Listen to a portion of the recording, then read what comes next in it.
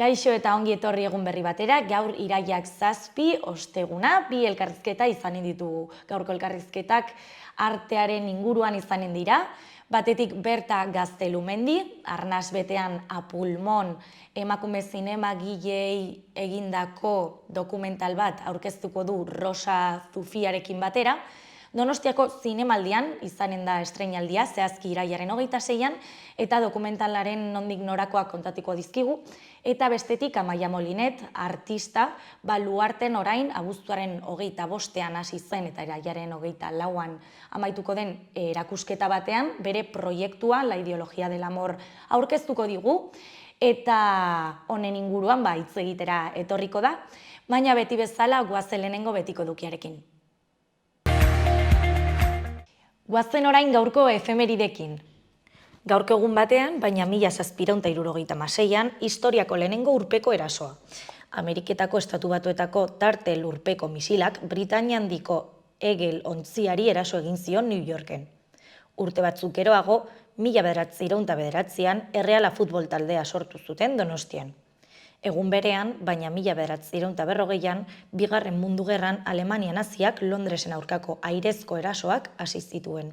Eta bukatzeko, 1942an Gestapok 8.700 judu ukrainiar eraman zituen Belzeleseko hondamendi esparrura. Ikusi dezagun gaurko egunkarieko azalek zer dioten. Diario de Noticiasen titular nagusian, gaur eskolara itzultzen dira agendan lanaldi jarraituari buruzko bozketarekin.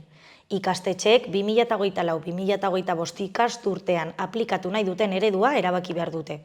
113.136 ikasleen 167 sare publikoan matrikulatuta daude. Bestetik, hilabete honetatik aurrera, 1.280 familiak 100 euroko laguntza kobratzen dute 3 urte baino gutxiagorengatik. Argazki nagusian, Txibiteren bigarren exekutiboa. Herrizaingo zuzendariak kargutik kendu dute izendatu eta astebetera. Goiko berri txikietan batetik UPNren aldaketa paktistak gobernuaren aniztasuna legitimizatzen du.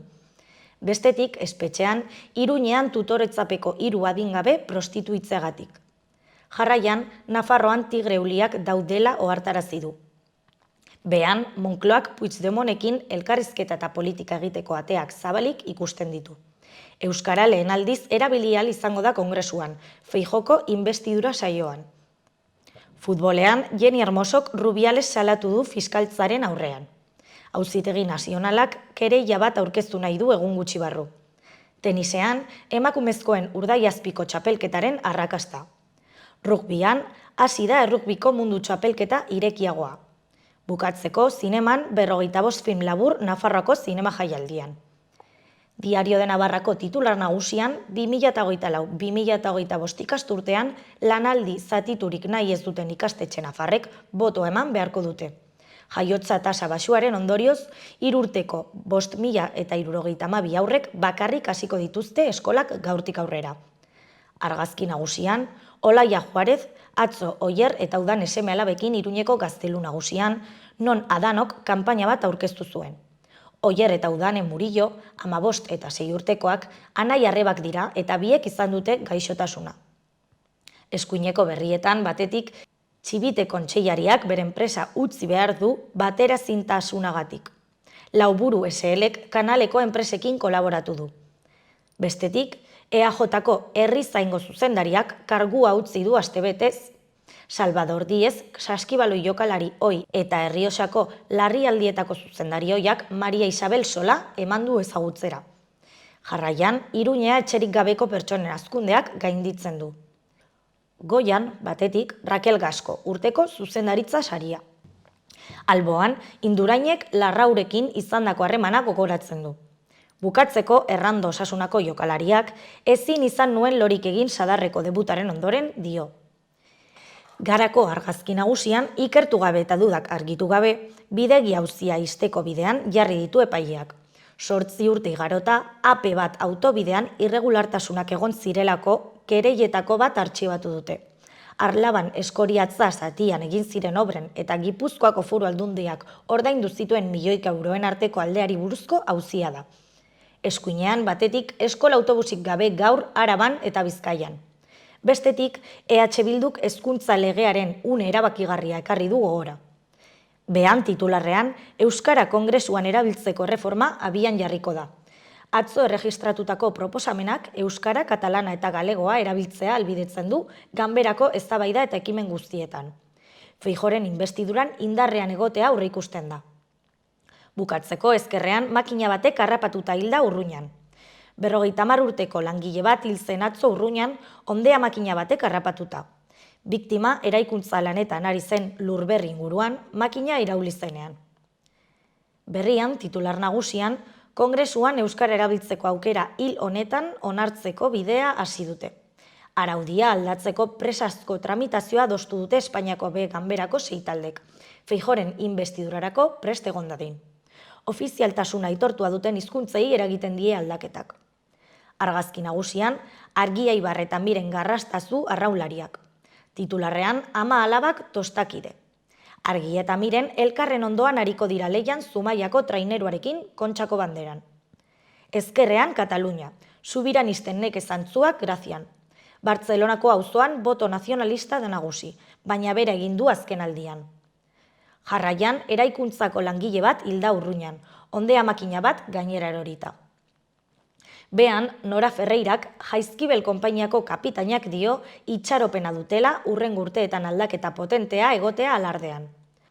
Eskuineruntz, epaiak ez du behar bezain justifikatutzat jo bidegi auziko kereietako bat.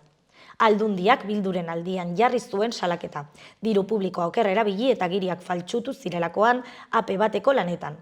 Behin-behinean artxibatu dute. Bukatzeko, eskolak garraiorik gabe gelditu dira gaur 10.000 ikasle Araban eta Bizkaian. Hainbat enpresak ez dute zerbitzurik emango eskola publikoetan Jaurlaritzarekin duten gatazkarengatik. Bukatzeko, Euskal Herria Irratiko berri nagusian, Ander Mazkiaran Lizarrako akusatutako bat da. Anderrek dio proportziorik gabeko zigorrak direla. 2016ko apirilean Leioako kanpusean protesta bat egin zuten ikasleek, eta poliziak haien aurka egin zuen. 5 grebalari atxilotu zituzten. Orain epaituko dituzte, irailaren 27an. 40 urteko kartzela zigorrak eta 45.000 euro arteko isunak eskatu ditu fiskaltzak akusatuentzat. Horien artean 3 nafarrak dira. Beste berrian, Kale Gorria. Iruñeko udalak gainditutzat jo du bere burua. Paris 375ek estaldura falta salatu du. Paris 375ek Iruñeko etxerik gabeko pertsonentzako dutxak jarriko ditu. Eta udalak errealitate berriari modu integralean aurre egiteko bilera egingo du. Etxegabeen kopurua biderkatu eginda azken urteotan eta Iruñeko udalak aitortu duenez, ezinezkoa zaio, Iruñari bere gain hartzea eta egoerak gainditu egiten ditu. Raul Armendariz, Iruñeko udaleko gizarte zerbitzuetako zinegotziak azaldu duenez, 2019tik 7 aldiz handitu dute kalean bizi diren pertsonei ostatu emateko gastua, baina hala ere ez da nahikoa. Bukatzeko, Paderborn ikastetxeak D ereduarekiko izandako jarrera salagarria da. Eskari nahikorik ez duelako izan, ez da Paderborn ikastetxean D ereduik zabaldu.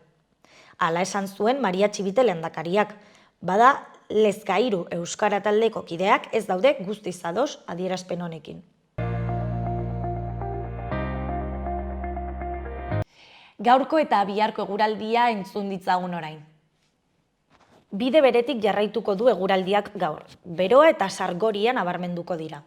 Hego ekialdeko haizearekin maksimoak berriro ere 30 gradu ingurukoak izango dira, edo hortik gora geldituko dira Kantauri isurialdeko leku askotan. Kostaldean arratsaldean brisa altxatuko da. Zeruan erdi mailako hodeiak eta goi hodeiak agertuko diren arren, giro argia izango da. Arratsaldean bero hodei batzuk garatuko dira eta baliteke mendebaldean trumoi zaparrada bakanen bat botatzea. Zerbait puntuala izango litzateke. Ostiralean antzeko eguraldiarekin jarraituko dugu. Erdi mailako hodeiak eta goi hodeiak nahiko saretuta agertuko dira zeruan, eta giroa eguzkitsua izango da. Arratsaldeak aurrera egin ahala, bero hodei batzuk garatuko dira. Eta baliteke trumoi zaparrada bakanen bat botatzea. Haizeak hego edo hego ekialdetik jotzen jarraituko du, eta tenperaturak azken egunetako mailari eutsiko dio. Kostaldean goizaldean haizeak mendebaldetik jo dezake eta arratsaldean brisa altxa liteke.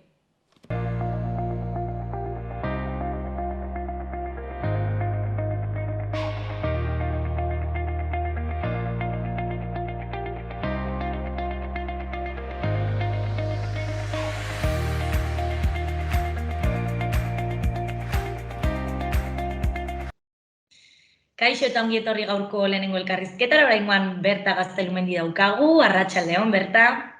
Arratsaldeon. Berta Arnasbetean apulmon emakume zinemagilei buruzko dokumentaleko zuzendaria da, Rosa Zufiarekin batera. Eta dokumentalak mundu mailako estreinaldia izanen du aurtengo Donostiako zinemaldian. Donostiako zinemaldia iraiaren 22-tik 30 izanen da, eta bertan estreinatuko dute, zehazki iraiaren 26-an, ez? Alaxe da, Zer kontatzen du dokumentalak, horrela labur-labur? Bueno, dokumentalak kontatzen duena da, emakume zinegileen esperientziak eta lanak, aintzindarietatik hasita gaur egunera arte. Orduan, bere abotsen bitartez sortzen dugu errelatoa. Eta baitare badago itsaspean gertatzen den fikzio bat, zeharkatzen duna dokumental horren narrazioa. Nolabait ere, itsaspeko fikzio txiki hori, hiru emakumezko urpekarik protagonizatzen dutenak, egiten duna da nolabait ere tira egiten dio narrazio nagusiari, eta gidoiaren hitoetan azaltzen da, edo laguntzen du, edo aurkezten du datorrena, hurrengo momentuan datorrena. Holako zerbait. Zergatik erabaki duzue historia hau kontatzea, beharrezkoa ikusi zenuten? Hala da, beharrezkoa ikusi genuen, badakizu gaur egun emakumezkoak beste alorretan bezala, naiz eta gauzak aldatzen ari diren, zorionez, baztertuak eta ikustezinak izan gera urte luzez, ez? Eta zinema munduan baita, edo batzutan berezik izan genezake, zinemak bauzka baldintza batzuk, izan nahi dut, diru asko mugitzen da, botere askoko gune bat izan laike momentu batean, eta orduan zaila izan da emakumezkoak hor toki bat egitea, ez? Baina, badakate toki bat, esango nuke asko handiago beharko zukela, baina, guk jarri nahi izan dugu mai gainean emakumezko zinegileak egin dutena hasieratik gaur egunera arte, eta ikustea asko egin dutela eta kalitatezko lanak egin dituztela, ez? Eta ikusten genuen, gizarteak hori ere jakin behartzuela. Eta zein da fitxa artistikoa pixkat kontatzagatik? Fitxa artistikoa, lehenik eta behin izan beharra dago, euskal zinemagile guztiak ezin dela gure dokumentalean egon, imposiblea da, ezinezkoa da, bestela amaiezina izango litzatekeela. Eta gure lehenengo irizpidea izan zen, gutxienez, luze bat zeukan zinemagilea egotea, ez? Esan nahi den, luzemetrai bat. Hori batetikan. Eta gero bestetikan, saiatu gara orekak bilatzen, ez? Hau da, generazioen inguruan, lurraldetasunaren inguruan, eta azkenean, 19 zinemagilea dira, eta ikerlari bat, 20 guztira. Eta, izenak nahi baituzu, naiteke izenak esaten, baina ez dakit. Ez da beharrezkoa, baina hori erabaki zenituzten 20, ez? Zuen bi zuzendarien artean, edo? Erabaki, ez, guk egin genuen lehenengo Rosa Zufia, lehenik eta behin Rosa Zufiarekin esan duzun bezala egin dut, lan hau, eta berak gaur egoterik ez da izan, eta esan dit, mesedez aipatzeko, noski. Gu hasi ginean pelikulak ikusten, eta gaia unibertsala da, baina, klaro, gai hau emakumezkoa zineman eta nolako bazterkeria jaso duten, eta ikusgarritasun eza, eta mundu guztian gertatzen den zerbait da, baina, guk kokatu dugu Euskal Herrian, ez? Eta hasi ginen pelikulak ikusten, eta horren arabera hasi ginen gidoi bat egiten. Hau da, ikusi genituen zenbait gauza errepikatzen zela edo kontzientzia batzuk egoten direla zinegileen artean. Naiz eta lehenik eta behin esan beharra dago, bakoitza bakarra dela, eta ezin dela esan, multzo bezala horrelako ezaugarri amankomunak dituztenak, ez? Nik ez nuke horrelakorik izango. Baina, ikusi genuen, bazeudelan koinzidentzia batzuk, eta orduan horre koinzidentzia hori helduz egin genuen gidoia. Hau da, gidoia izan beharrean, kronologikoki hasten den eta bukatzen den historia bat egin genuen gaikaz egituratu eta sailkatu. Eta besteren artean, itsasoaren esparrua, toki nabarmen batean jarri genuen hasiera-hasieratik, ez? Hori izan da, emakumezkentzako zenbait momentutan bere lanak egiterakoan itsasoak badulako horrelako indar berezi bat edo metaforak egiteko gaitasun bat, eta askotan jo dute metafora horretara, hau da, askatasuna adierazteko, edo ez dakit, oztopei aurre egiteko esanahia adierazteko modu bat, bueno, etorkizuna adierazteko, eta bar, eta orduan jarri genuen itsasoa, eta itsasoa gero izan da fikzio txiki hori bideratu duen argumentoa edo historiatxoa. Arnasbetean, Apulmon, zergatik titulu hau, zer adierazi nahi izan duzue titulu honekin? Bueno, badu zentzua itsasoan gaudelako, eta arnasbetean Apulmon urpekariek bere birikekin eta bere gorputzarekin bakarrik ur azpian, itsaspean ibiltzen dienea, horrela izena da, ez? Apulmon edo arnasa betean egiten ari zera urpekaritza. Orduan, guk esaten genuen, hori da pelikulan gure hiru protagonistak egiten dutenak, eta gero bestetik da esan nahi metaforikoa emakumezkoa zinema egin dutela zeukatenarekin bakarrik. Hau da, iaia bakarrik bere gorputzekin, bere arnasarekin, laguntzarik gabe, babesik gabe, eta orduan, indar horrekin egin dutela, ez? Horregatik. Eta dokumentalak bi hizkuntzak izanen ditu, ez? Euskara eta gaztelera. Zergatik erabaki hori? Nola tartekatu dituzue bi hizkuntz horiek? Bueno, erabakia baino emana zetorren, hau da. Guk euskaraz egin nahi gendun, eta ez dago ofeko hautsarik, bakarrik lehen esan bezala zinemagileek dira, beraien elkarrizketen zatien bitartez narrazioa osatzen dutenak, baina batzuk ez dira euskaldunak. Orduan, horrela izan da, euskaraz ez zekitenak, gaztelaniaz egin behar zuten, eta ez genuen nahi bikoizketa lanak egin. Hombre, egia da, noski, aspiratziak daudela euskaraz, baina, audioa da euskaraz eta gaztelaniaz. Eta noiz hasi zineten ja ideiarekin? Noiztik dator?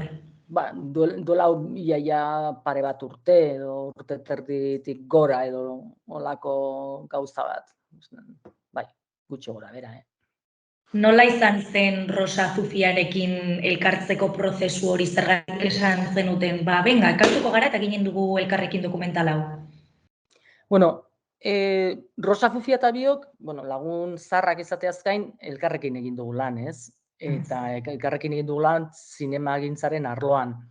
Euskal Telebistan elkarrekin egiten genuen, bat zegoen programa bat Ikusmira izenekoa, zineaz jarduten zana, eta, oso modu naturalean, bera beti interesatu egon da zineman, nik, ja dokumental batzuk egin ditut, eta, horrela sortu zen, modu errez batean, ez?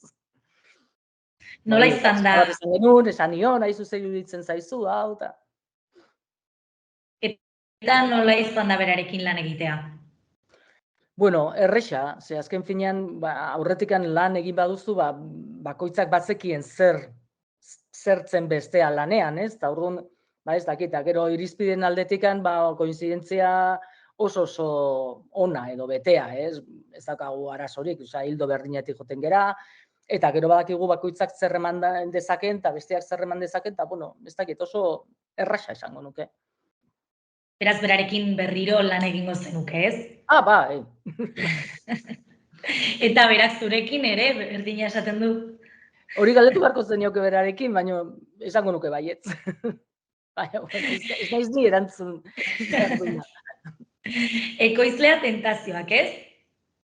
Tentazio ekoiztetxea, horiek dira Mireia Gabilondo eta Fernando Bernuez, eta Antonianzaz da ekoizle ejekutiboa, eta egia zan, eskartzen dugu aukera eman izana, beraiekin aurre proiektua aurrera emateko, eta, beraiek ez dakit, besteren artean, proiektu hau babestu dute. Hala, bestalde, bazue beste laguntza batzuk ez, EITB, Eusko Jaurlaritza, eta bartabar, ez? Hala beharrez. Bai, ez? Hala beharrez, finantziazioa behar duzu, horrelako abentura batean sartzeko, orduan, hemengo erakundetara jotzen duzu. Hala da, ez dakit nola esan. Zenbat irauten du zehazki filmak? 75 minutu. Hortan ez ginen luzatu naiz, azken fina, lehen esaten genuna, iaia amai ezina da, azten batzea zinegileen zerrenda luze guzti hori aintzat hartzen. Baina, bueno, nik uste dut ezin dela horrelako lan bat luzatu, izango litzake katalogo bat, eta ez dokumental bat, eta orduan, bueno, bai oso arduratsuak egon gera une oro luzapenarekin, ez? Eta, bueno, azkenean 75, ez? Igual, hasiera batean pixat laburrago nahiko genukeen, baina, bueno, onta iritsi gera. Orain Donostiako zinemaldian zuk egindako eta zuzendutako filma aurkezten ari zara, baina aurretik zelan egin dituzu? Noiz sartu zinean zinema munduan? Bueno, nik uste da hasi nintzela 2012an, eta orduan egin nuen lehenengo dokumentala, Tximeletak Burdinean, Mariposas en el Hierro, izan zana, baita ere zinemaldian aurkeztu zana. Eta gero beste, bueno, gero egin nuen laburmetrai bat, Nuria Casalekin batera, Las Buenas Compañías, hori gaur egun Silvia Muntek egin duen Las Buenas Compañías izen bereko luzemetraia gurean oinarrituta dago, bai argumentuan eta bai titulo ere berbera jarri dulako. Hori gero beste laburmetrai bat edo erdimetrai bat egin nuen negarren gonzu nahitak, gero Bolar, emakume tratu txarra jaso dituzten emakumeen istorio bat, eta gero ez eskerrik asko, antinuklear mugimenduari buruz, eta uste ez dutela ezer bidean uzten, ez naiz guatzen, eta azken hau. Beraz, ez da zure lehenengo aldea Donostiako zinemaldian, ez? Urduritasuna etxean utziko duzu.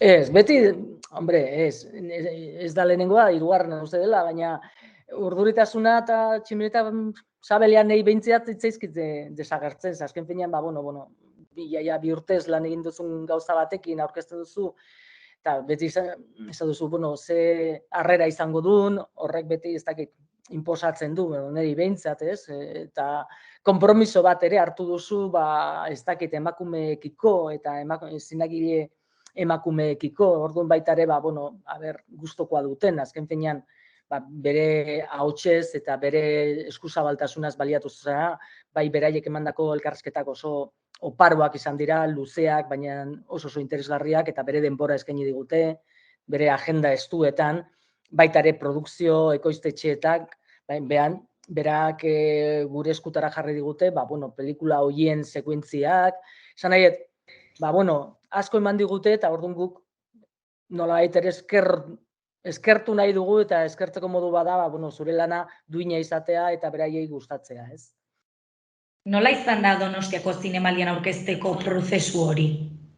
Bueno, ez dauka misterio handirik, hau da, zuk bukatzen duzu, badago epe bat, urtero, pelikulak aurkezteko, zuk aurkezten duzu pelikula, eta hor gero badago batzorde bat, aukeraketa batzorde bat, horrek egiten du pelikula ikusi, eta gero onartu ala ez, programazioan sartzea, ez, eta gure kasuan onartu zuten, eta gainera, gure oso pozik gaude, eta horre bada, Euskal Zinemaren galan, izango da programazio horren barruan proiektatuko duten pelikula, ez? Irailaren 26an da, guretzako bada aitortza txiki bat hasi baino lehen. Ze esperantza dituzue? Onak, badakizue zeinen artean lehiatzen zareten? Hori da, zuk esatuzu Irizar sariaren... Bai, hori esaten du, bai. Bueno, nik uste dut Irizar sarian gaudenon artean lan onak daudela, osea, ez dakat nik bereziki inungo esperantzarik. Ez daukazu, baina besteak ikusi dituzuia da, edo ez? Ez, beste baten zati bat ikusi dut bakarrik, baina, irutzen zaite, lan handiak diela, eta ez dakit nola esan, lehiakide importanteak direla, orduan, hasiera batean, nik ez daukat buruan hori eskuratu dezakegunik. Eta nola izan da errodaje plana, noiz trabatu zenuten eta zelekutan?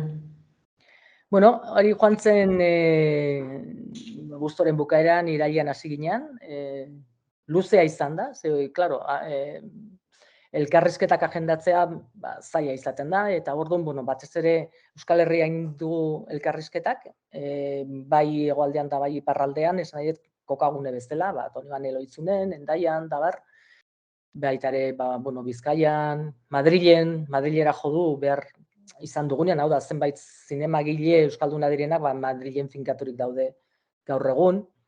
Eta gero, erronka handiena izan da urpeko fikzio hori errodatzea, 3 urpekarekin, zoragarria dira 3 emakume hau, Erea López, Ainhoa Inkognito eta Lara Larrañaga, ez? Zoragarrizko lana egite dute, ikusiko duzue. Eta, urpakariarekin lan egitea,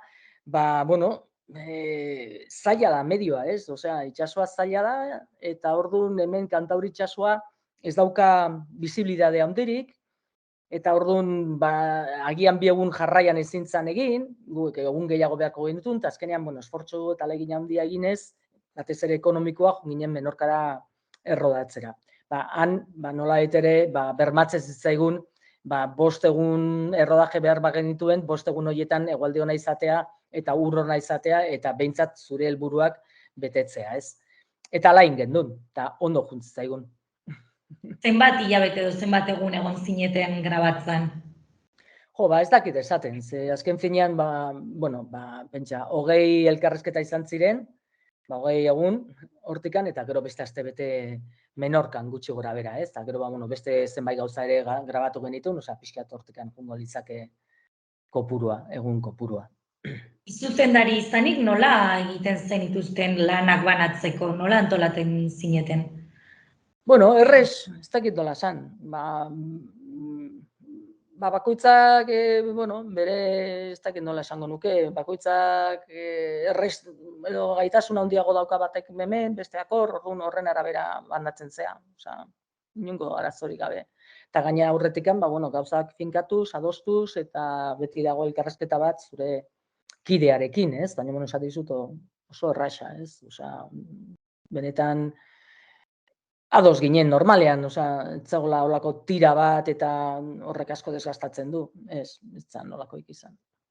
Espero zenutena lortu duzu, espektatibak handitu dituzue, nola ze balorazio egiten duzu? Gustatzen zaigu, pentsatzen dugu lan duina dela, orduan alde hortatik pozik gaude, beti ere eskatzen diozu zure buruari gehiago, eta alde hortatik, ikusten duzu filma, eta batzutan esatu zu, hau, hemen agian egin izan bagenu. Baina, zinea oso zaila da zentzu hortan. Dana da diru kopuru handi bat, eta orduan, batzutan egin behar duzu zinea batek esaten duen bezala, daukatzunarekin, ez? Eta orduan, daukazun ale horiekin egiten duzu, eta aurrera. Beti espektatibak izan daitezke oso handiak, baina esatu dizut, horren atzean, ekipo handi bat behar duzu, dirutza bat behar duzu, eta ez da kasua. Orduan, nik uste geneukana ondo aprobetxatu dugula. Eta lehen aipatu duzu gizonek azken finean zinema mundu hau menperatzen dutela, zentzu baten, zer egin beharko genuke hau aldatzeko? Nik uste egiten dutela, hau da, nik uste egin behar dela zineman, emakumezkoak zinema egin behar dutela, eta egiten ari dira, eta nik uste orain bizi ari galera oso momentu ez dakit zorionekoaz, emakumezko asko daude filmak egiten, eta laguntzak eskatzen, eta proiektuak aurkezten, eta urtez urte bikoizten dira, eta hori batetik ondo egina dago, eta gero bestetik nik uste dut, erakundek, emakumezkoen, ez dakit, iniziatiba hauek, babestu behar dutela, ez? Babesten duten bezala, akzion positiba nola ere egin behar da, ze gainera laguntza berezi hoi esker emakumezkoen zinemak aurrera egin du, ez? Hori baita ere onartzen dute eta esaten dute gure pelikulan, ez? Beharrezkoak ikusi izan dituztela laguntza berezi horiek, baina emakumezkoen zinema toki bat izan zezan. Nola ikusten duzuzuk egoera zehazki? Emakumeek ez ditugula jasotzen behar dirurik, edo zailagoa dela sartzea hor muturra, edo... Nik esango nuke, gure pelikulan zinemaz asko hitz egiten da, eta hitz egiten da baita ere emakumezkoen egoera zineman, eta beraien erantzunei jarraituz, finantziazio arazoak beti izan dituzte emakumezkoak eta badituzte oraindikan. uste oraindikan tendentzia dela konfiantza handiago bat jartzea zuzendaria barkatu gizonezkoa bada, emakumezkoa bada. Eta baitara, eta hori zuzendaritzan beste arlo eta departamentu asko dakizun bezala osatzen dute zinema bat egiteko ekipoa, ez? Eta orduan baita ere maila teknikoetan oraindikan ere konfiantza gutxiago daukate emakumezkoek gizonezkoek baino. Orduan, hori dana pixkanaka aldatu behar da, baina hori aldatu behar da, gizarte aldatu behar den bezala beste alor guztietan, ez? Hori kirolan, azken egun hauetan ikusten dugun bezala, mila gauzetan. Nola sartu zinean zu mundu honetan, edo nola egin zinean ezaguna? Ezaguna ez dituzte nahi zenik, baina, Ez, ni hon nintzen korresponsal urte askotan EITB-koa Ameriketan, Mexikon, eta handikan bueltatu nintzenean, deitu ziaten, ia ingo nuken garai hortan, justo aieteko hitzarmenak zetorren, suetena, eta harin suetena eta bar, eta, batzoen gizarte bat oso mobilizatua bakearen alde baitare, eta orduan, deitu ziaten, ingo nuken emakumeak eta pakea gai izango zuen dokumental bat. Eta pentsatuta gero, eta buelta asko eman da gero, zenun baietz, eta hortikan sortu zen, hori, tximeletak burdinean, edo mariposa zen hierro. Eta hortik aurrea, jarraitu dut, baina, aldetenean, ez da nire hogi bidea, ezinezkoa da, niretzako ontaz bizitzea. Arnasbetean apulmon iraiaren 26an estreinatuko duzue, eta hortik aurrera eskuragai izanen du publikoak dokumentala ikusi ahal izateko? Bai, aurreikusita dago, horrelako Euskal Herrian zirkuitu bat egitea, udaletan eta udalerritan barkatu, noski, eta gero baitare dugun heinean estatuan eta zinemalietan eta baina bai, gure lehenengo pausua izango da, hemen ikustea. Egia da, lehenengo filmotekaren eskutikan estreinatuko dela Gasteizen eta Donostin, eta baitare Iruñean. Hori izango da urriaren hasieran. Eta gero hortik aurrea esaten dizuna, herriz herriko zirkuito bat, Euskal Herri mailan. Ez dakit orain bakarrik burua hor zinemaldian daukazuan, baina hurrengo proiekturik baduzu buruan? Orain egia esan hau bukatu dezagun, oraindik ez dugu ez da bukatu egin, eta baitare, ez dakit, ikusi zer antzuna dakan, bultzatu promozioa, mugitu herriz herri, zinemaltan, lan asko gelditzen dago indikan, naiz eta bukatuta egon, ez? Eta orduan, ikusiko dugu.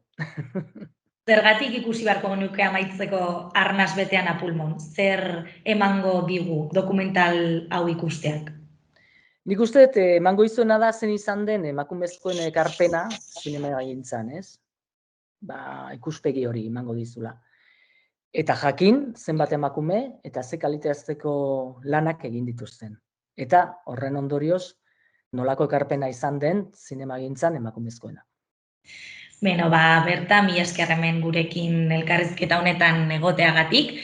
Zorte hon iraiaren 26ra, irabazi edo ez, esperientzia eramango duzue, eta espero ezagun gutxienez Euskal Herrian ez, dokumental honek fama izatea. Eta fama ona. Ona, esan nahi nun. Mila esker plazer bat, eta hori Arnasbetean apulmon, Donosteko zinemaldian aipatu bezala, Rosa Zufiarekin. Eskerrik asko zuei. Mila esker, Berta. Aio.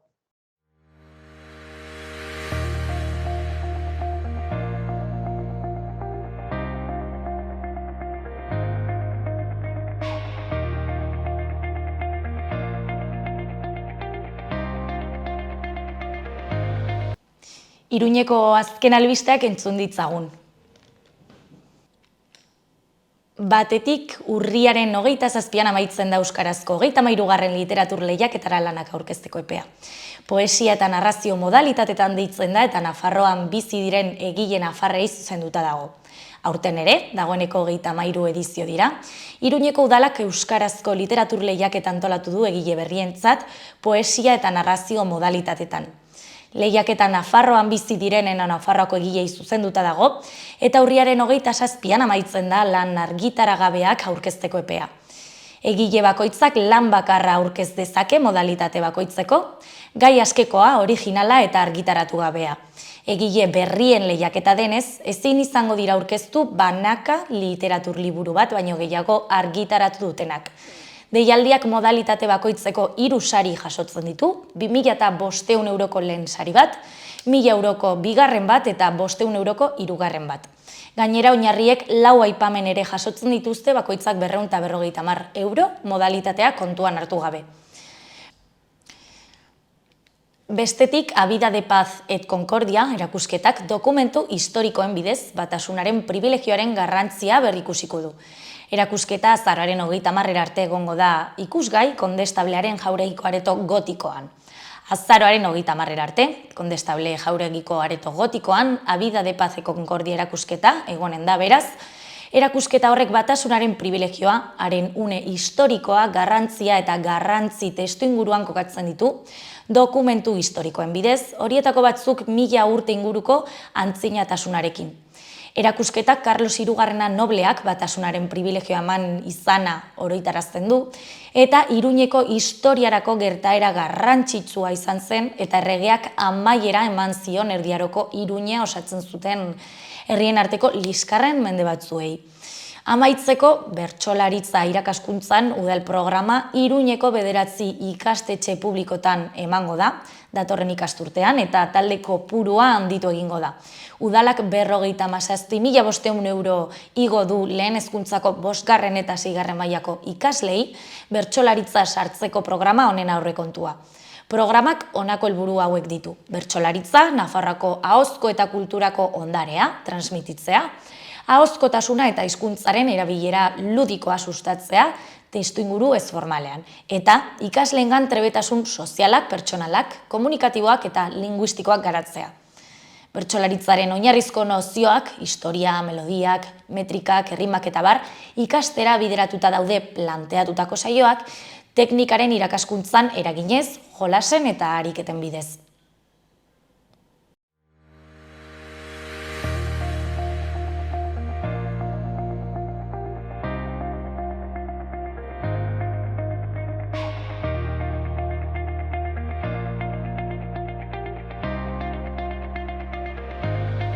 Kaixo eta ongi etorri gaurko bigarren elkarrizketara, oraingoan artista bat daukagu gurekin, Amaia Molinet, arratsaldeon, Amaia. Arratsaldeon, bai. 2023ko abuztuaren 25etik irailaren 24 bitartean Baluarten erakusketa bat egonen da ez, Uharteko Arte Garaikideko Zentroak eta Nafarroako Gobernuko Kultura Departamentuak ekoizpen mailaren iaz emandako laguntza programa bat, arte bisualetarako eta plastikoetarako, eta Amaiak aurkeztuko du La ideologia del amor. Zertan datza programa hau? Bai, programa honek eskaintzen duena da, diru laguntza batzuk, ikusizko arteetan edo arte plastiko eta bisualetan proiektuak garatzeko, eta gehienez ere 12.000 euro uste dut zirela, bai, eskaintzen dituzte, proiektu bat sortu ahal izateko urtean zehar. Kasu honetan 2022an izan zen, eta orain erakusten da, behin proiektuak amaituta. Eta zenbat urte ditu programa honek? Ez dakit zehazki, lehen Nafarroako Gobernuak kudeatzen zuen, baina duela urte batzuk Uharte zentroak edo zentroaren bitartez garatzen da programa bera, baina esango nuke igual 6-7 urte bat edo gutxiago agian 5, ez dakit. Eta programa honetan parte hartzen duzun lehenengo aldia da, edo? Bigarren aldia da. Diru laguntzek daukaten berezitasuna da 5 urtean behin eskatu dezakezula, hau egiten da ez izateko onuradunak, ez izateko beti pertsona berdinak, azkenean programa publiko bat da. Eta aurrekoan uste dut izan zela 2017an, 2016an edo 2017an, naiz gogoratzen, eta gero 2022an berriro, bai. Eta zein da bete behar dituzun baldintzak edo programa honetan parte hartzeko? Bai, bueno, kontutan hartzen da gehien bat esango nuke proiektua, planteatzen duzun proiektua zure ibilbidearekin koherentea den, edo zer aportatzen duzun, edo zer ekarpen egiten duzun arte bisualetara edo arte plastikoetara. Eta, bezetik ere kurrikuluma, aurretik non erakutsi duzun zure lana, edo zer residentzia egin dituzun, edo lakoak. Eta, hori gehien bat esango nuke, gero, hori gehien bat. Eta zure kurrikulumna luzea da, ez? Ze beste sari eta beste beka batzuk lortu dituzu. Konta iguzu pixkat zein izan da zure ibilbidea artista bisuala bezala edo? Bale, nire kasuan arte ederrak ikasi nituen duela 11-12 urte bat edo, gero masterra egin nuen eta orain doktoretza programan nago, pixkanaka. Eta ez dakit, igual nabarmenena datorkit orain burura, ez dakit, naiz eta ez den esanguratsuena ez den, baina iaz adibidez Guggenheimeko beka bat eskuratu nuen New Yorkera joateko hilabetez.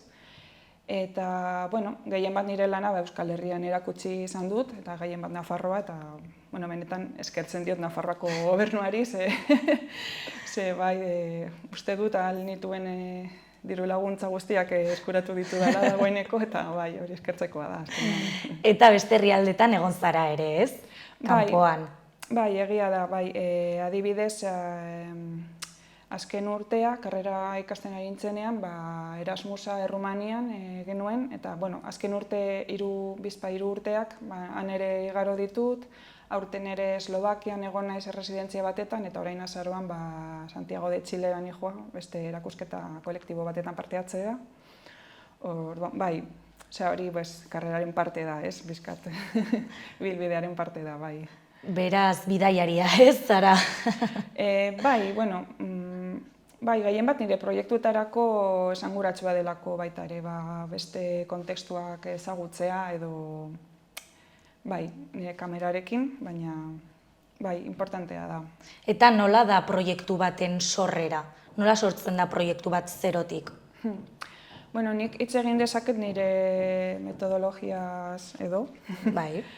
Nire kasuan lehenengo behar dut estimulu bat, izan daitekela intuizio edo informazio bat edo zer bat jasotzea, horren inguruan ikertu nolabait. Nire proiektuetan oso garrantzitsua da identitatea edo lurraldetasuna edo tarte hori nolabait. Eta horren ondoren nire kamerarekin nonbaitera joan behar dut, leku hori ezagutzera, argazkiak eta bideoak eginez, sortuz. Eta gero azken atala izango litzateke irudi horiei materialtasun bat ematea edo arte piezak edo espazioan zentzu bat sortzea, gehien bat hori. Irudi digitalekin lan egiten dudanez, horiei materialtasuna emanez, hori nola eman materialtasun hori dago nire. Beraz, nola izango litzateke Amaiarekin turismo egitea? Beti kamera batekin argazkiak egiten edo nola? Lehen nolako nintzen, duela 10 bat urte edo hori gazteagoa nintzenean. Eta orain, asko pentsatzen dutea zeri aterako dizkiodan argazkiak, o igual, lekua oso berezia bada, igual argazki gehiago ateratzen ditut, bada espada materiala izateko. Baina, asko neurtzen dut zeri ateratzen dizkiodan argazkiak edo bideoak. Azken honekoak baluarten aurkeztuko duzuna, bertan ja dagoena, erakusketa horretan, la ideologia del amor zer kontatzen du? Izan da, uste dut nire proiekturik ezakit luzeena edo sakonena, edo, oraindik bilbidea izan dezake, luzeagoa, baina momentuz.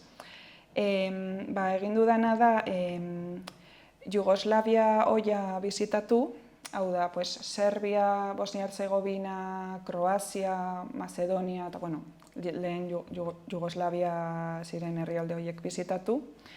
Eta zehazki Espomenik izeneko, serbo-kroatan horrela deritzaile monumentu konkretu batzuei, zementuz egindako monumentu batzuei, eta bestetik nazien bunker batzuk ere bizitatu ditut, gehien bat Frantzian, alemanieraz deritzaio uste dut Atlantic Wall, lako zehozer.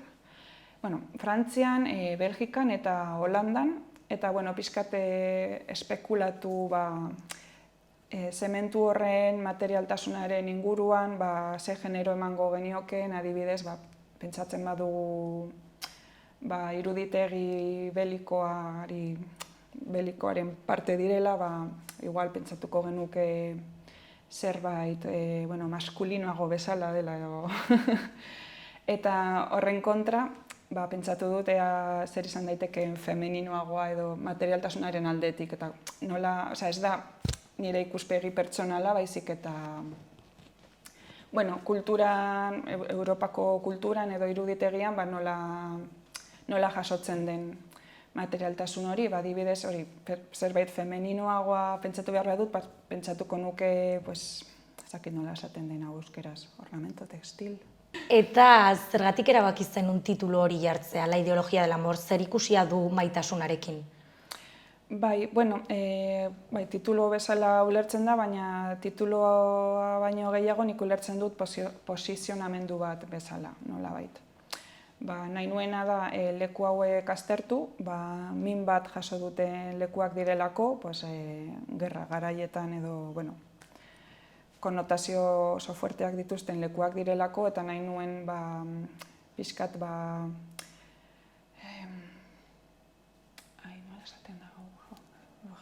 momentu bat. Reparador, ezakit nola esan hori, konpontzaile... Berritzaile, berritzaile ez. Igual ikuspegi konpontzaile edo filtro konpontzaile batetatik ikusi nahi nituen leku hauek, eta maitasuna ulertu daiteke zentzu erromantiko batetan, baina ez da hori interesatzen zaidana. Baizik eta beste maitasun mota bat. Eta adibidez, ikus daitezkeen piezetatik niretzat nagusiena da bideopieza bat, nahiko, niretzat nire lan egiteko modua kontutan hartuz, igual esperimentalagoa da edo, da 21 minututako pieza bat, zeinetan ikus daiteken, nola deskribatzen dudan, nola ezagutzen ditudan monumentu eta bunker hauek, ezagutu eta deskribatu bide batez, eta nola saiatzen naizen, filtro batetatik nolabait maitasuna aplikatzen nire begiradan. Zer aurkitu dezakegu erakusketa horretan, ze pieza bideo hori gain? Bideo horrekin batera dago argazki eta irudi sorta bat, batzuk dira nik neuk egindako irudi batzuk, eta besteak dira iruden egindako animazio batzuk, zeinetan adibidez, orain suntsitutako monumentu bat berreraikitzen dudan, edo daude zenbait bunker uharteetan isolatuta zeudenak eta ezin nituenak bisitatu, orduan egin dudana da irude teknika horren bitartez, eraiki edo pixkat espekulatu nola izan daiteke, azkenean hori irudi batzuk ikusita, baina ez dakizu beste aldetik nola ikus daitezkeen, orduan pixkat irudimenarekin jolastuz eta berreraiki. Hori alde batetik, irudiak, gero eskuekin egindako eskultura batzuk instalazio batetan ikus daitezke baita ere, eta azkenik pixkat materialtasun horrekin jolasten, pixkat badirudi galtzen diren pieza batzuk, beste norabide bat hartzen dutenak, zeinetan adibidez hartu ditut lokarri batzuk, pentsatuz hori berriro textilarekin zerikusia daukaten material horiek femeninoagoak izan litezkeela nolabait, eta horiek zementuarekin landu, orduan bi gauza horiek tentsioak sortuz eta holako beste pieza eskultorikoagoak. Zenbat denbora egon zara proiektu honekin edo proiektu hau sortzen, imaginatzen dut, denbora luzea ez izan dela hau guztia sortzea? Hasteko, hasi nintzen pasadan urteko urtarrilean, aurretik ja neukan pentsatuta leku hauek bizitatu nahi nituela, batez ere monumentuak. Ez nuen uste besterik gabe egin nahi nuen, landa eremu bat, trabajo de campo, ez dakit nola esan hau, trabajo de campo bat bezala egin nahi nuen, leku hauek bizitatu ezagutzeko eta esperientzia hori izateko, baina ez nuen pentsatu, hau da, asmoa neukanean, ez neukan buruan honen inguruko proiektu bat garatzea, baina gero etorri zen aukera ikusi nuela eta hori ba. Eta aurretik egindako lanekin edo proiektuekin alderatuz, ezberdina da, antzekoa, ildo beretik jarraitzen duzu? Pasaden urtean baita ere oso harremanduta dagoen beste proiektu bat egin nuen, larrosen simbologia aztertuz, larrosak nola erabiltzen ditugun adibidez dolu bat, ez dakit, adibidez norbait hiltzen zaigunean, nola eskaintzen dizkiogun larrosak, edo baita ere maitasun zeinu bezala, modu romantikoan ere, norbaiti larrosak ematea edo larrosak jasotzea, ze esan nahi daukan. Gehien bat, Errumanian bizi nintzelako, eta han deskubritu nuen edo oso gauza arrunta dela bertan larrosak ematea edo larrosak jasotzea, loreak orokorrean. Eta, justu ere zenbait bidai egin nituen eta baita ere monumentu hauetan ikusi nituen askotan larrosak, familiarrak edo lo que sea, hor. Normalean egiten dituzun proiektuak gai berdinak dira edo? Bai eta ez, segun eta nola, hau da. Lan egiten dut, sarritan lan egiten dut lurraldetasunaren ideiarekin, baina ideia hau oso zentzu zabalean ulertu daiteke. Askotan lan egin izan dut, badago lan hildo batetan, egiten dudala lan memoria historikoaren inguruan, orduan hortik lotu daiteke, baina baita ere mugen inguruan zenbait proiektu egin ditut, azkenean lurraldetasuna ulertu daiteke oso modu, ez dakit, edatuan. Ze beste artistekin egonen zara erakusketan? Ea gogoratzen ditudan izan Izen guztiak. Uste dut, Fermín Jiménez Landa, Laida Aldaz, Txaro Fontalba, uste dut Marcos Navarro uste dut dela, edo Marcos Sayas, Navarro Sayas igual. Nor falta zait, Maria, hemen harrapatu nauzu, Maria Jiménez uste dut dela, edo Jiménez Moreno. Bazarete zazpi totalean, ez? Banagoker. Ez dakit Txaro Fontalba ipatu dudan dagoeneko, saiatzen ari naiz ordenean, baina ezinezkoa da. Norbait falta bazait, benetan barkatu. Eta ezagutzen zenituen artista horiek? Badago bat, uste dut. Bi, ez nituenak aurretik ezagutzen, besteak bai. Eta haiekin zerbait duzue komunean, gairen bat, lan egiteko modua? Pixkat, topatzen ditut igual sinergia batzuk, baina, lan egiteko oso modu desberdinak ditugun arren, igual Ferminekin zerbait topatu dezaketaman komunean, edo Txaro Fontalbarekin pixkat, generoa lantzeko grina hori edo konpartitzen dugu, baina modu oso desberdinean landu dugu. Imaginatzen dut beti egiten dizuten galdera dela, baina zer da zuretzako artea? Horrela laburki esan da. Ez dakit, da niretzat bizi modu bat. Horrela oso labur esan da, ez? Eta zer eragiten du zuregan arteak? Maitasuna. Maitasuna berriro ere oso modu edatuan, baina nik esango nuke dela bizitzarako indar hori edo hori, eta azkenean maitasuna ere horrekin zerikusia daukan zerbait da, eta hor. Eta zer transmitituz nahi duzuzuk zure artearekin bestei? Ba, igual, errealitatea ulertzeko beste modu batzuk daudela, nolabait, bai, hori. Beste galdera tipiko batekin arituko naiz, artista jaiotzen zara edo egiten zara, zure ustez? Ba, uste dut bi aukerak posibleak direla. Bai. Eta zu jaio zinan edo egin zinan? Ba, ez nago ziur, Duda daukat, bai, askotan izan ditut ere olako krisi existentzialak edo olako gauzak horiek. Bai, adinarekin eta gero baita ere, bueno, ba, konturatzen zarenean, pues igual, ez zarela enkajatzen, ez dakit, zugan espero den horrekin, ba, testu inguru jakin batetan, pues, adibidez Euskal Herrian, pues, eskulturarekin, ba, hori. Bueno, olako rollo oso fuerte bat dago, eta igual nik egiten dudana, pues, ez da hainbeste ulertzen, eta gero, pues, baita ere teknikoki, pues, igual ez naizela munduko pertsonarik trebeena, pues, adibidez marrazki gintzan edo beste olako disiplina tradizionalagoetan. Eta, baina, bueno, pues, konturatzen naiz, ba, 10 urte eman ditudala, pues, nire proiektuak egiten, eta hor ba, zerbait dagoela, ez. Indar bat edo konstante bat edo zerbait.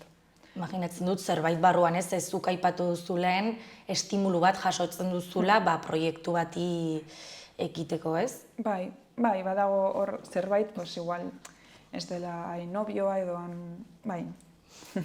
Baluarteko erakusketara bueltatuz, abuztuaren 25ean inaugurazioa egin zenuten eta artistako hor egon zineten, konta iguzu pixkat zer egin zenuten egun horretan.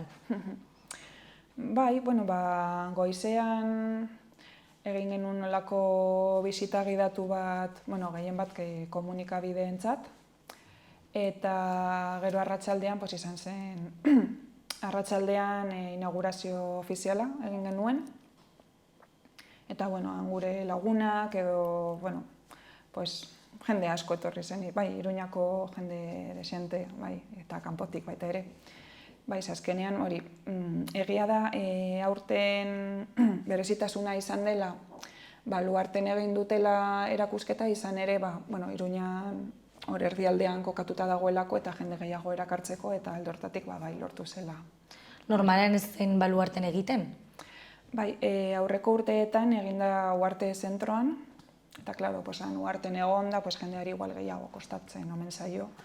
Nire ustez ere, dena den, interesatuta dagoena. Joanen da, ez? Bertaratuko da, berdin dio Iruñan, Uarten edo non den, baina bai, egia da errazten duela. Bai. Gaur bertan arratsaldean iraiak 7, ginen dituzue hitzaldi batzuk ez, artisten artean? Bai, hori da, Arantza Sant Esteban izango dugu pixkate koordinatzen topaketa hori. Eta, bueno, nik ere, kuriosidade handia daukat, zer suertatu daitekeen, eta baina niretzat formatua berria dela esango nuke, baina interesgarria eta, gogoekin, bai. Ze publikoa joaten da normalean erakusketa horietara? Bueno, nik uste gehien bat artistak bertaratzen garela, eta gero, gero baita ere, artea gustuko duen publikoa. Izan daiteke arte ederrak edo arte historia ikasi duen jendea, edo trebea dena, edo ez, eta gero kuriosidadea daukan jendea baita ere, bai. Esango zenuke hemen Nafarroan gaudenez, artista asko daudela eta lehia dagoela zuen artean? Ez dakit guztiz, lehia hori badagoen, baina bai, badaude artista interesgarriak gainera, naiz eta asko kanpoan bizi diren. Ze azkenean hori dauzkagu diru laguntzak edo beste baliabideak nahiko limitatuak dira edo orduan bai normalean jende asko kanpoan bizi da, baina badaude ere hemen geratu diren artista oso onak baita ere. Zer suposatu du zuretzat erakusketa honen parte izatea eta bigarren aldiz programa honen onuraduna izatea? Niri pertsonalki gehien bat gogoz harrapatu nuen proiektu bat garatu ahal izana, oso konplexua izan dena, eta ekoizpen aldetik ere badaude atal batzuk oso garestiak zirenak, adibidez, brontzezko eskultura batzuk sortzea, ekoiztea, edo bidai hauek egin ahal izatea ere. Bai, gero ere zerbait oso positiboa da diru laguntza hauetan, badagoela, nola esan, bueno, aurreikusten dela baita ere ikerketa bat egin dezakezula edo beharrezkoa dela proiektu batetan sakonki sartzen zarenean, eta badaude baita ere honorario batzuk, duela urte batzuk ez zeuden, ez dakit nola egiten zuen jendeak, baina bai, naiz eta ere esan behar dut oraindik honorario gehiago izan beharko genituzkeela eta baita ere burokrazia gehiegi egin behar dugula, diru laguntza justifikatzeko eta ulertzen dudela alde batetik ze diru publikoa da, baina bestetik ere pixkat erraztu beharko litzatekeela prozesu hau. Baina, bueno, horretaz gain, gehien bat, hori egin ahal izan dudala proiektu bat, nahi nuen bezala, beste modu batez ezin izango nukeela hau egin. Eta beste lekutan erakutsi duzu proiektu hau? Tal batzuk erakutsi nituen iaz Getxo Arte Festivalean, gehien bat bunker eta monumentuen irudiak, espomenik hauen irudiak. Eta gero Errumanian baita ere arte museoan eta hango galeria batean, eskuekin egindako eskultura batzuk ere, eta beste pieza batzuk, baina ez osorik, pixkat adaptatuta, erakusketa kolektiboak ziren eta hori. Ez dakit publiko gisa artistarik egonen den, baina horrela bada, noiz egiten da programa honetan parte hartzeko eskaera, hurrengo urteari begira? Bai, normalean izan ohi da apirila aldean edo udaberri hasieran, bai. Nik, sare sozialetan aurki daiteke, Uarte Zentroa edo Kultura Navarra edo lako zeozer, sare sozialetan jarraituz gero, edo boletinean ere argitaratuko dute, imaginatzen dut. Eta, normalean ematen da hilabete edo hilabete terdiko margen bat, edo eskaira prestatzeko, eta baina udaberri hasieran. Beraz, ja amaitu da, urte honetakoa ja amaitu da berriro ere ez? Amaitu zaigu. Onuradunak ja argitaratu zituzten, onuradunen izenak, eta baina, hemendik martxorate edo, gutxira, ja, adi egon, eta bai. Ez dugu aipatu, baina zein da erakusketaren ordutegia? Ea gogoratzen naizen, astean zehar arratsaldeko 6-etatik 8 arte, eta gero uste dut larun batetan goizeko 11-etatik ordu batak arte, edo ordu bat erdiak, ez nago hor ziur, baina badazpada 11 edo ordu batak artean bizitatu dezakezu. Eta zu ez zara egunero joaten, ez? Imaginatzen dut. Ez gero ni ere, ez nahi hemen Iruñaldean bizi eta egon nintzen inauguraziorako eta, gaur ere. Eta gaur. Esango zenuke noizbait egin duzula proiekturen bat orain gorrotatzen duzuna edo ez zaudela konforme emaitzarekin? Bai, ez dakit. Gorrotatu hainbesterako ez, baina noski, hau da, prueba y error beti. Zein esango zenuke dela? Ez dakit hainbesterako, hau da, ez dakit proiektua bera den edo proiektuaren atal batzuk egon direla beti probak egin ditudala eta esan dut, hemendik ez. Eta zein izango litzateke bestetik proiektu maitatuena? Hori oso zaila da erantzuten, baina igual aipatu dezaket pertsonalena izan zela, igual nire proiektuetatik lehenengoa edo hortik egongo da. 2013an egin nuen ekintza bat Lodosan, ni Lodosakoa naiz. eta bertan,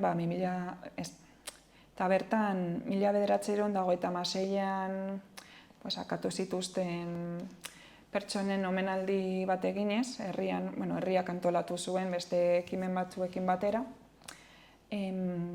Antolatu genuen olako ekimen bat, zeinetan jarri genituen 131 larrosa lurrean, kromlets baten moduan, eta gero eskatu genien familiakoei edo publikoari larrosa horiek hartzea, eta bertan dagoen lapida batetan, hilerrian, han daude 1979an aurkitu zituzten gorpuen ezurrak eta holan dena guztiak aurkitu zituztenak elkarrekin lurperatuta, orduan bertan ipini zituzten larrosak. Eta horrekin batera testu bat irakurri nuen, gero bideo pieza bat ere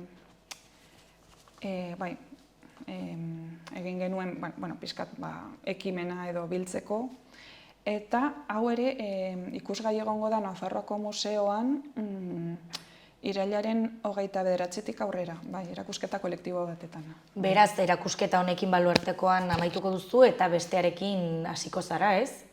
Ze hau amaitzen da 24ean? Bai, egia da. Oan jarraian, ez? Bai, egia da. Galdetu behar nizunea, ze beste proiekturekin martxan zauden edo, baina ez dakit astirik duzun momentu honetan, beste proiektu batekin hasteko, beste estimuloren bat jaso duzu edo zerbait?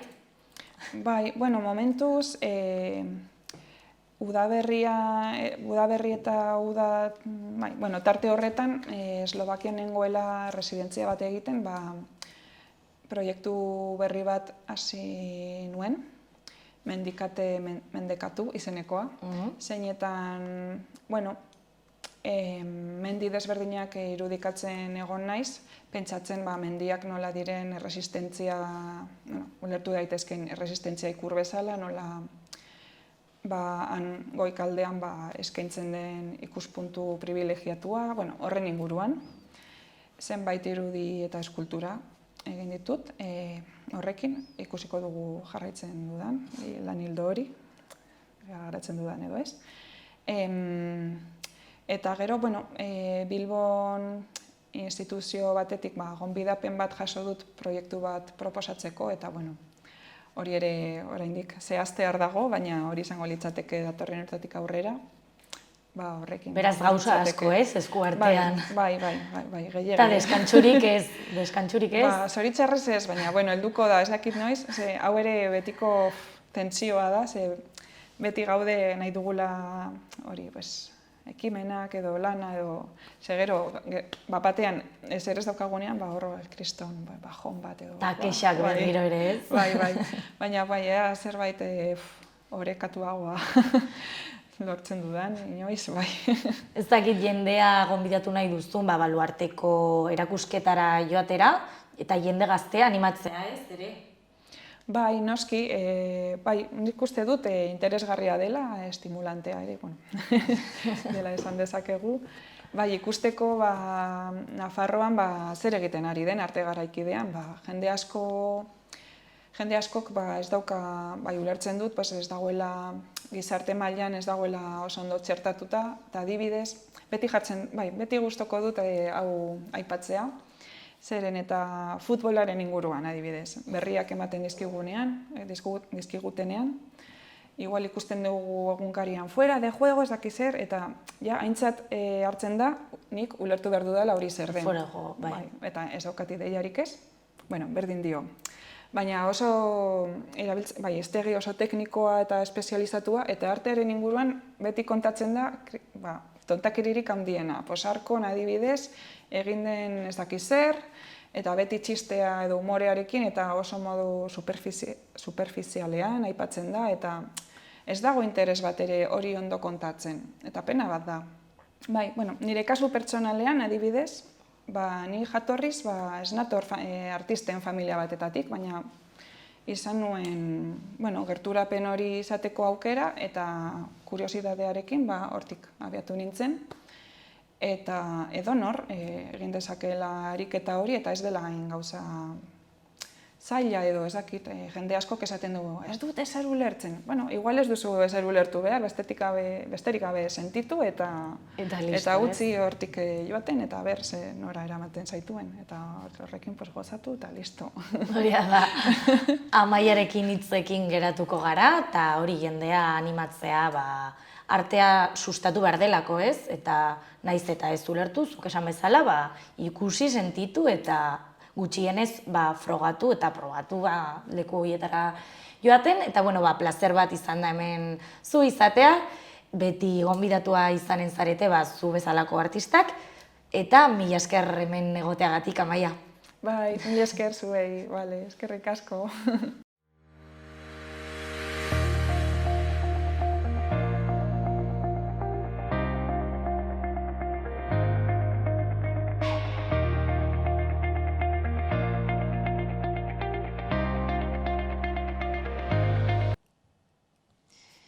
Mila esker beste egun batez hemen gurekin egoteagatik eta beti bezala bihar elkarrizketa berriekin eta eduki berriarekin hemen egonen gara.